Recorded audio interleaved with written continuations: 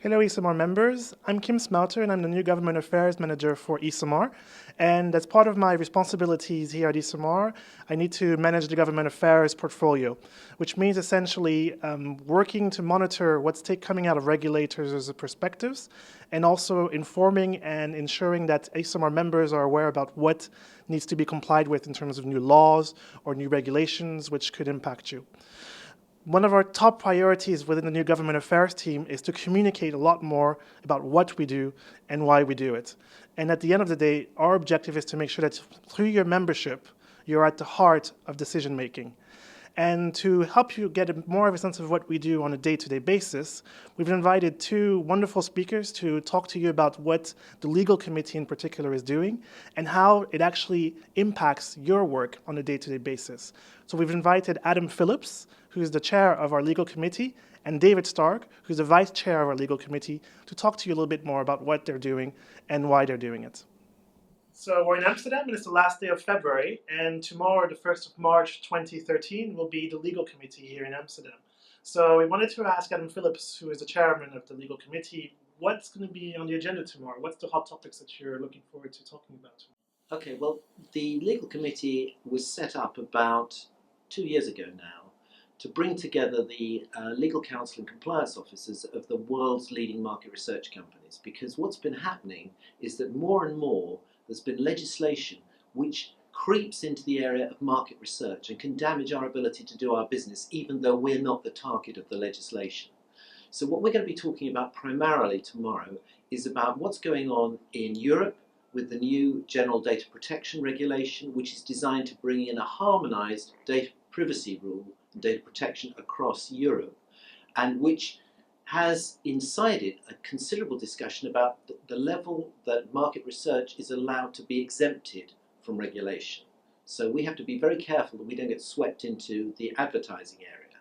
And in the United States, at the same time, on the World Wide Web, an organisation called W3C is discussing what a do not track signal on a browser might mean. So if people don't want to be tracked by online advertising and they click the do not track, or if it's an opt-out where they have to opt into tracking if they want tracking, it's very important that if we're trying to measure the internet and the audience, that we're able to go on doing that measurement without being switched off.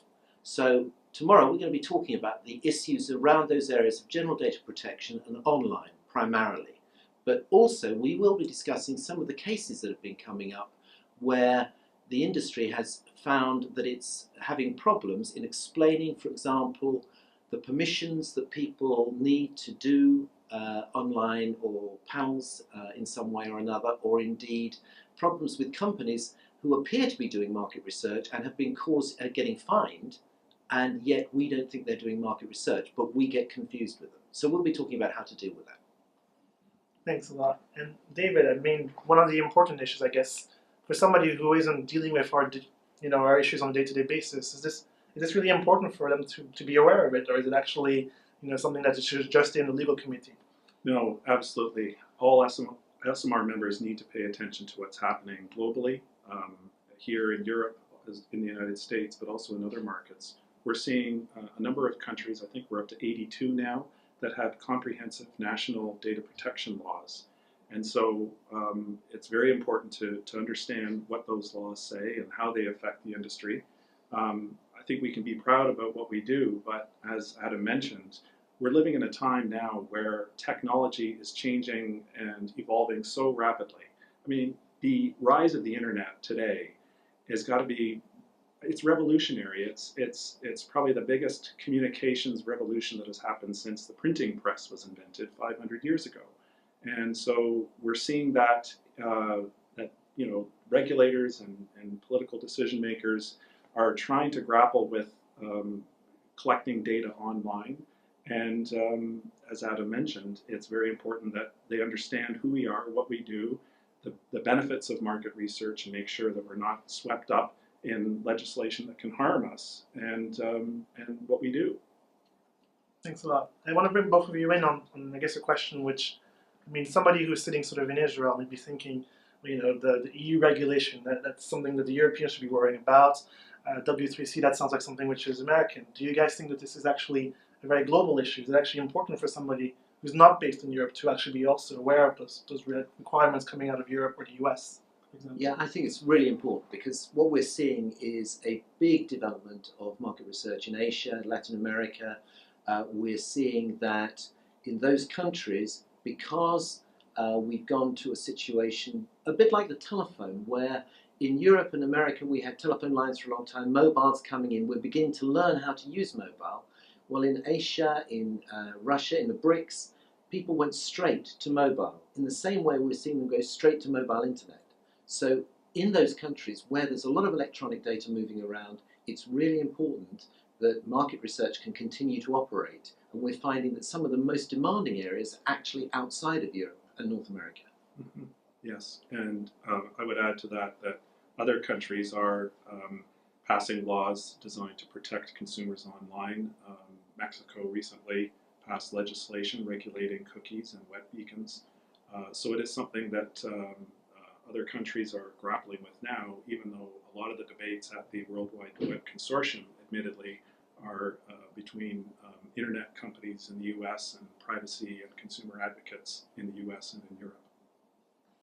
It's really great to hear from the both of you kind of how important these issues are going to be and why it's important for ESOMAR members in particular to be able to have access to this kind of intelligence. We wanted to ask both of you as well, because we know that both of you are ESOMAR members, longtime members of ESOMAR.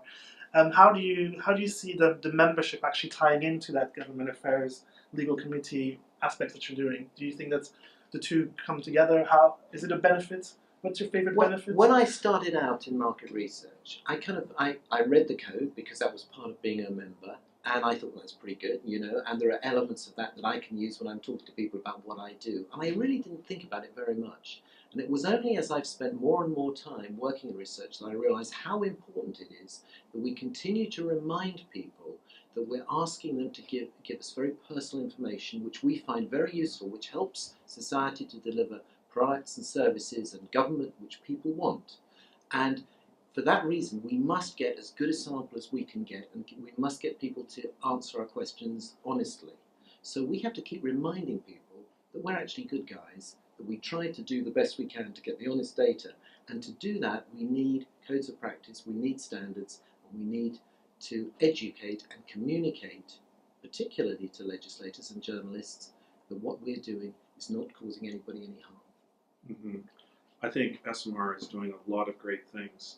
First-rate, top-notch events, fantastic monthly publications, email alerts, and I think that the ICC ESOMAR Code of Conduct and all of the guidelines really help professional researchers agree to a set of standards in how we can defend our industry from attack from outsiders and from regulators. And I think then having a government relations program, which Kim, you're involved in and doing a great job, is extremely important. And so having the code that has been adopted in over 50 countries, I think is terrific. And that's why I'm very proud to be an ESOMAR member.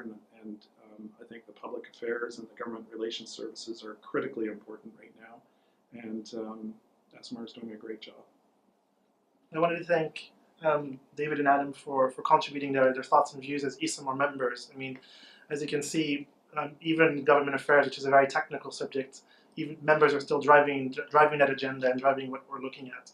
So we look forward to having your thoughts and your views at the MyESOMAR website, and we hope that we can engage in a relationship and engage in a dialogue with you about how we can ensure that the government affairs team and the legal committee are providing the benefits that you're looking for as ESOMAR members. Thank you for watching. Thank you very much. Adam. Thank you. Thank you, David.